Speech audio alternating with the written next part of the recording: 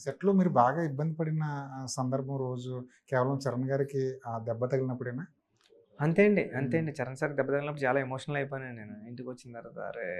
చరణ్ సార్‌కి మెసేజ్ పెట్టాలంటే వెంటనే ఆయన ఆ ఫోటో ఆపరేషన్ చేసేటప్పుడు కూడా అది పెట్టారండి నాకు. కొన్ని ఇలా ఓపెన్ చేసి సార్ అసలు అది ఏం జరిగిందండి ఆ రోజు? అది ఏంటంటే అండి ఒక పైల్వాన్ ఉన్నాడండి.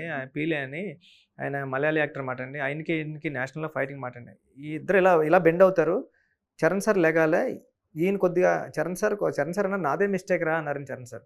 ఆహ్, ఈయన ఈయన లేట్‌గా లెగిసాడండి. ఈయన ఫాస్ట్‌గా లెగిసారండి.